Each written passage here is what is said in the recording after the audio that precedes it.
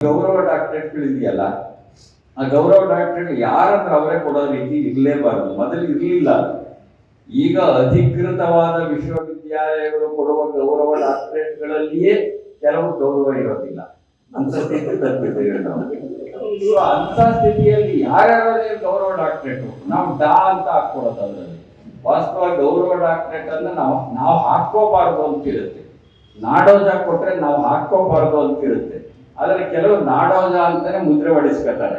ಅವರವರೇ ಮುದ್ರೆ ಹೊಡಿಸ್ಕೊಂಡಿರ್ತಾರೆ ನಾಡೋಜ ಅಂತ ಹೇಳಿ. ನಾವು ಹಾಕೋಬಾರ್ದು. ಬೇರೆಯವ್ರು ಬೇಕಾದ್ರೆ ಅವ್ರಿಷ್ಟ ಅದು. ನಾಡೋಜ ಅಂತ ಬೇಕಾದ್ರೆ ಅವ್ರು ಯಾವ್ದು ಆಹ್ವಾನ ಪತ್ರಿಕೆಯಲ್ಲಿ ಹಾಕೊಡೋದಾದ್ರೆ ಅವ್ರಿಗೆ ಸೇರಿದ್ದದು. ಆದ್ರೆ ನಾಡೋಜ ಆಗಲಿ ಗೌರವ ಡಾಕ್ಟರೇಟ್ ಆಗಲಿ ನಮಗೆ ನಾವೇ ಬಳಸಬಾರ್ದು ಅನ್ನೋ ನಿಯಮ ಸಹ ಇದೆ.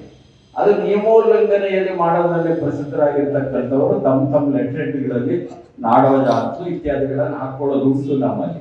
ನಾನು ಈ ಮಾತಿ ಹಾಕಿರ್ತಿದ್ದೀನಿ ಅಂದ್ರೆ ಇವತ್ತಿನ ಈ ಸಮಾರಂಭವನ್ನ ನೋಡಿದಾಗ, ಇಲ್ಲಿ ಪ್ರಶಸ್ತಿಗೆ ಭಾಜನವಾಗಿರ್ತಕ್ಕಂಥವ್ರು ನೋಡಿದಾಗ, ಈ ಪ್ರಶಸ್ತಿಯನ್ನ ನೀಡಿದವರ ಆಯ್ಕೆಯ ಅನನ್ಯತೆಯನ್ನ ನೋಡಿದಾಗ ಇಷ್ಟು ಮಾತುಗಳನ್ನ ನನಗೆ ಹೇಳಲೇಬೇಕು ಅಂತ ಅನಿಸ್ತಿದೆ.